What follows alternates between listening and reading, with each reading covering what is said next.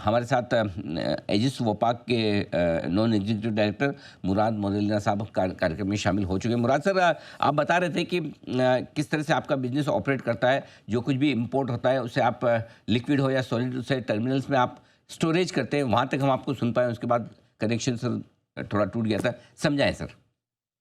जरूर से। ये जो लिक्विड आता है वो बल्क क्वांटिटी में आता है, और कुछ लिक्विड जो होते हैं वो प्लस 200-300 टेम्परेचर पे भी रखने पड़ते हैं। उसके लिए भी हमारे पास फैसिलिटी रहती है। और गैस जो है वो कुछ गैसेस नहीं, बल्कि जो भी क्रायोजेनिक गैस है वो -40 डिग्री टेम्परेचर तक भी होते हैं। तो इनको रखने के लिए हमें टैंक भी स्पेशल तरह की बनानी पड़ती है। और बहुत सारी टैंक्स होती है। तो जैसे मैंने बताया, जेटी पाइपलाइन, टैंक्स, और फिर इवैक्यूएशन के उनको डिलीवर भी करना पड़ता है, टैंक लॉरी में भर के या रेल वैगन में भर के, या फिर पाइपलाइन से डिलीवरी करके कस्टमर को। इसके लिए हम फीस चार्ज करते हैं। हम टाइटल ऑफ प्रोडक्ट नहीं लेते हैं, हम सिर्फ सर्विस देते हैं। वो है कि हम ये डिफिकल्ट टू हैंडल प्रोडक्ट को हैंडल और स्टोर करके सेफली कस्टमर को डिलीवर करते हैं। हमारे पास ऐसी 22 साइट्स है, 2 अपकमिंग साइट को मिला के, और हम 6 पोर्ट में है। 1.7 मिलियन, मतलब 17 लाख हमारे पास क्यूबिक मीटर की स्टोरेज स्पेस कैपेसिटी है लिक्विड के लिए।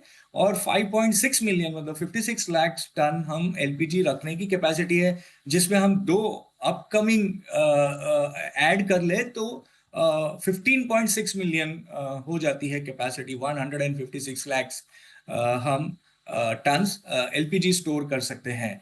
ये धंधे में हमारे जो पार्टनर हैं वो 400 साल का एक्सपीरियंस लाते हैं, और हम जो है वो ये 50 साल से इंडिया में ये बिजनेस कर रहे हैं। तो बहुत सारा एक्सपीरियंस है। वोपैक जो है वो AAA ESG MSCI rated company है, और एजिस AA ESG कंपनी है। तो हमारे पास वो स्किल सेट है जिससे हम ये बिजनेस चला सके। और ये जो आईपीओ है, जैसे आपने बताया दर्शकों को, कि ये प्राइमरी इशू है, कंपनी में पैसा आएगा, और इसमें से 2800 में से 2016 करोड़ जो है, हम सारी की सारी बैंक बोरोइंग को वापस दे देंगे, उसको जीरो कर देंगे। और 670 करोड़ हम जो मैंगलोर का टर्मिनल है, रेफ्रिजरेटेड माइनस टेम्परेचर वाला, उसका पेमेंट करेंगे। तो ये पैसे आके उसको इस तरह से यूटिलाइज भी हो जाएंगे। बाकी 101 करोड़ हम यूज करेंगे हमारे जनरल कॉर्पोरेट पर्पस के ठीक बात। तो सर, एजिस और वोपाक का आपने बताया कि किस तरह से वोपाक का 400 साल का पुराना ट्रैक रिकॉर्ड है। इस इशू के बाद दोनों का शेयर होल्डिंग पैटर्न कैसा रहेगा सर? कितनी होल्डिंग एजिस की होगी, कितनी वोपाक की? तो करंटली जो है एजिस 50.1% पे है, और वोपैक जो है वो 47.3% पे है। ये इशू अप्रोक्सीमेटली 10.75% से डाइल्यूशन लाएगा। दोनों पार्टनर इक्वली कम हो गए, तो 5.38% एजिस कम होगा 50.1 से, और 5.38% वोपैक कम होगा 47.3 से। आईपीओ के बाद डेट जीरो हो जाएगा। कितनी बचत, Right. कितनी सेविंग आपको इंटरेस्ट की होगी, एक तो ये समझाएं। और दूसरा, आपके एक्सपांशन प्लान के लिए क्या फिर से डेट की जरूरत पड़ेगी? हाँ। ये जो है डेट, अगर जो 2000 करोड़ की मैं भर देता हूं, तो उसका आप 8% एक एवरेज इंटरेस्ट रेट पकड़ लीजिए, तो 160 करोड़ है जो कंपनी के बच जाएंगे इंटरेस्ट एक्सपेंसेस के हिसाब से। और ये जो है ना एक्सपेंशन, अभी हमको 30 एकड़ जेएनपीटी पोर्ट में मिली है, और 7 एकड़ कांडला पोर्ट में। और हमने अमोनिया का भी स्टोरेज टर्मिनल पिपावाव में शुरुआत कर दी है कंस्ट्रक्शन के लिए। तो ये कंस्ट्रक्शन का सिलसिला, जैसे मैंने हमारी कंपनी ने लास्ट 3 सालों में हमारी कैपेसिटी लिक्विड की और एलपीजी की 3 टाइम्स कर दी है। जो पेस है वो बहुत एग्रेसिव ग्रोथ का पेस है, बिकॉज इंडिया जो है ना, उनको इंफ्रास्ट्रक्चर की जरूरत है। India is a growing country at a very healthy growth rate. तो और हमारे पास लैंड भी है, हमको अमोनिया में भी जाना है, तो ये ग्रोथ चलते रहेगी। In addition to 2 cryogenic LPG के टर्मिनल जो है वो अब कमीशन होने वाले हैं, ये H1 करंट ईयर के उसमें। आपने अपने ऑपरेशन शुरू किए हैं। कई बार एक बढ़िया और इंटरेस्टिंग बड़े जेवी होते हैं, जैसा आपके वोपाक के पास। आपके निवेशक ये ज़रूर जानना समझना चाहेंगे कि क्या किसी तरह का कोई एग्रीमेंट है दोनों कंपनियों के बीच में जिससे उन्हें कंफर्ट रहे, कॉन्फिडेंस रहे कि ये जेवी लंबा चलेगा? हाँ, अब तक तो जेवी था, लेकिन जब आप लिस्ट हो जाओ तो वो स्पेशल कंडीशंस अलाउ नहीं होते हैं, तो वो निकल जाएंगे। लेकिन हम दोनों शेयर होल्डर ने एक इंटर से एग्रीमेंट की है कि अगले 3 साल तक तो वोपैक का कोई डाइल्यूशन नहीं होना चाहिए, और वो डीआरएचपी में एज अ डॉक्यूमेंट है। परफेक्ट। मुराद सर, एक चीज़ जो आपके फाइनेंशियल्स में देख रहा था, 3 सालों में काफ़ी इम्प्रूवमेंट ज़बरदस्त टॉप लाइन में है, मुनाफे में कंपनी आपकी फर्स्ट क्लास है, कैश फ्लो बढ़िया है।